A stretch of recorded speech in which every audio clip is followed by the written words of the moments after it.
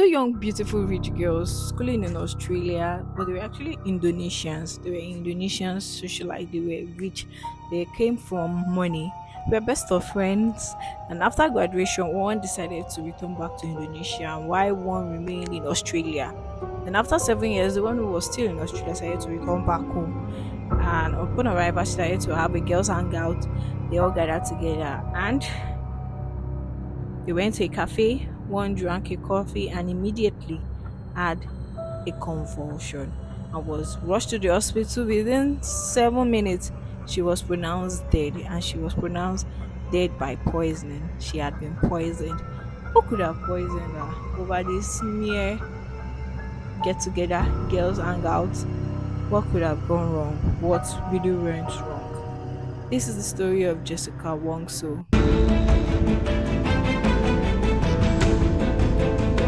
Myrna Salini and Jessica Wongso were Indonesians. They were rich young socialites. Their parents came from money, and where they met in school in Australia. They attended the same college, and that was how they met themselves, and they became best of friends. Now, after graduation, Myrna decided to return back home, return back to Indonesia, while Jessica remained still in Australia. And this went on not after 7 years later. Jessica decided to return back to Indonesia, decided to go back home. She left Australia and went back home. I decided to have a girls' hangout, decided to have coffee and chat and get all the gossip. And when they got there, Myrna Salini drank the coffee that Jessica had ordered for her, and immediately she started convulsing. And she was rushed to the hospital, and within 7 minutes, she was pronounced dead.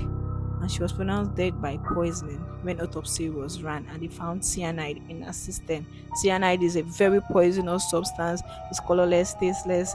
Once laced in a meal, in a drink, you won't notice it, and that was how Mena was poisoned. Now the question was, well, who poisoned Mena, and what was the motive? Let's get to know about Jessica Wongso. Jessica was arrested for the death of Mena Selini. Now we were wondering how Jessica was the best friend to Mena Selini. So how is Jessica Wongso the killer and the prime suspect to this whole case?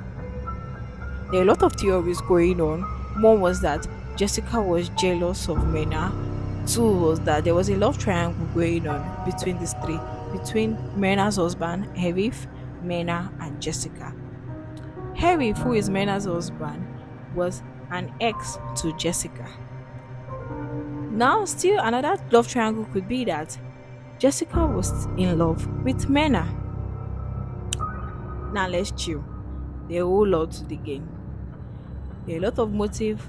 There were no evidence found on Jessica, but she was arrested due to this circumstantial evidence and tagged as the prime suspect to Mena's death. After graduation, Mena returned back home to Indonesia and she had the perfect life. She got married to the love of her life.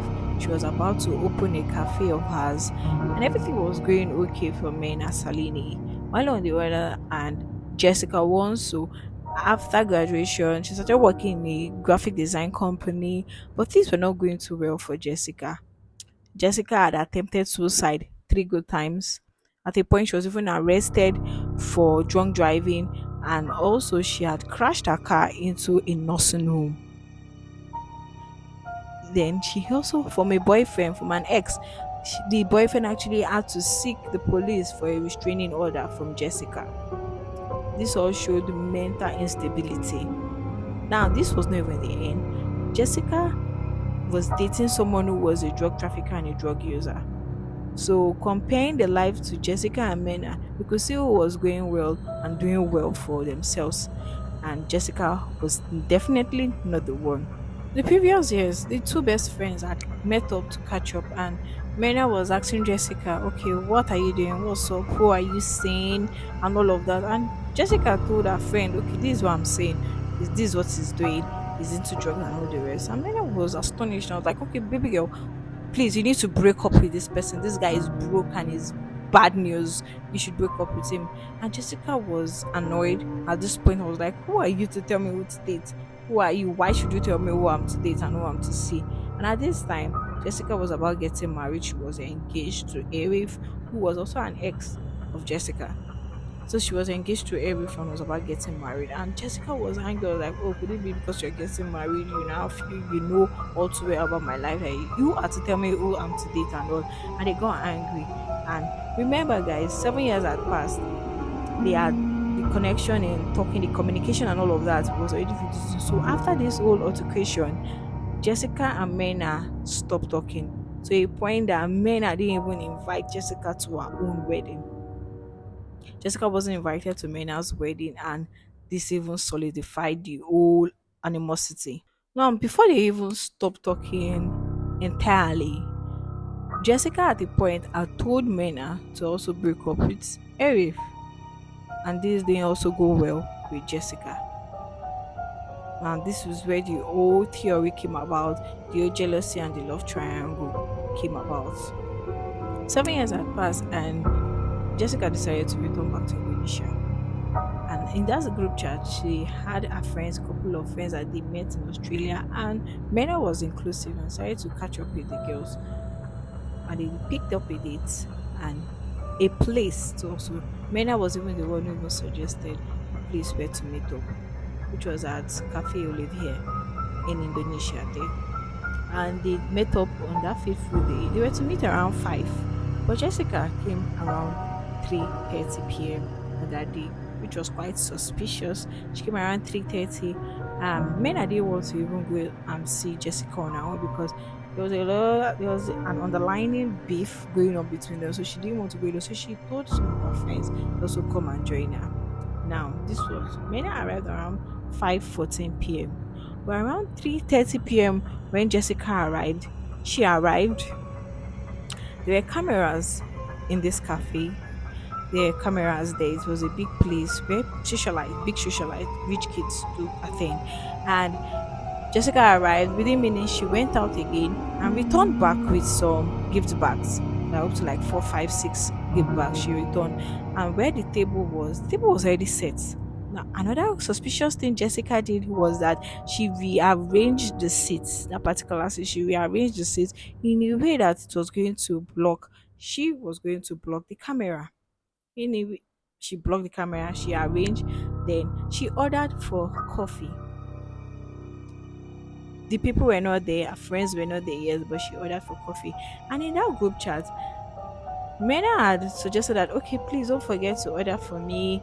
Mena had a favorite drink, which was the Vietnamese ice cold coffee. And that was what Jessica ordered for Mena. But it wasn't even time. Imagine ordering for coffee for like 2 hours. It will get cold. But Jessica arrived very early, got there around 3:30 p.m., went back with some gift bag, and when the coffee came, she ordered, coffee came. She also used the gift bag to block the coffee. She arranged it in a way whereby the cameras would be unable to see what was happening in the coffee. And within the minutes, the cameras could not detect what was happening around the coffee, and that was what happened. By 5:14 p.m., friends started arriving. Mena arrived and she drank her coffee. And that was when she drank the coffee. Immediately she drank the coffee. Immediately, guys, she started convulsing. And that was where people came. And when they came, Jessica wasn't showing any emotions. Other friends were like, what's wrong, what's wrong? They tried. You could see the trauma, you could see the sadness. Most people were perplexed and the rest. But Jessica was so calm. She was just watching her friend struggling for breath. She was just so calm. Other persons had to call for 911 and ambulance came. And that was when Mena rather was rushed to the hospital. And within 7 minutes, Mena was pronounced dead by the doctor. And she was said that she died by poison. They found cyanide when autopsy was done. They found cyanide in Mena's stomach, and that was when they was like, okay, what happened from 3:30 p.m. to that 5? What could have happened? And that was when they went back to the cafe. They checked the CCTV camera, and they could see that Jessica was making a lot of suspicious movements. She making a lot of suspicious movements. And that was when they were like, okay, Jessica, you're a girl. You're being arrested for the murder and the death of your friend, Mena Salini. And that was where trial started. Guys, this trial lasted for 5 months. 5 months, this trial went on. And all through this period, Jessica didn't show any emotions. She didn't show any emotion. She kept denying that she didn't kill her friend. If you watch the videos, if you see the pictures, she was denying all through. Even when press was coming, you will see Jessica smiling, which was quite suspicious because come on, this is your best friend, you should feel some type of way. But she was very, very cold all through. And guys, you will not believe the whole judiciary system in Indonesia. It was more of like a debate. There was no jury, there was nothing, there was just group of lawyers from this side, from this other side, the defensive team and the prosecutors team. Then there were 3 or 4 judges up there that would decide if they're guilty or not. And you see these lawyers bringing up their own evidence, this other lawyer bringing up their evidence. It was a very big case at the time in Indonesia. The point that cameras, the whole courtroom was filled to the brim, cameras, everybody. It was more of like a soap opera. It was a national case. Everybody was watching this case, and people saw there were a lot of doubts. There are two parties in this case. Parties of where most persons believe that Jessica wasn't guilty, and the other part felt like Jessica was guilty. In all, it was given, the verdict was given that Jessica was guilty for the death of Mena Selini. And Indonesia, the verdict for murder was actually life in prison or 20 years in prison. Jessica was given 20 years in prison, and this all happened in 2016. So far, Jessica is still in prison in Indonesia, serving for the death of Mena Selini. Guys, do you think Jessica really killed her friend? Was it really jealousy? But could there be a love triangle going on? Or do you think someone framed Jessica and Jessica is taking the fall for it? Because there were a lot of investigations, they found cyanide in the coffee, in the cup, in her stomach, and all of that. But right now, Jessica is serving 20 years for the death of Myrna Seleni. I'd like to hear your thoughts below and your comments. Thank you.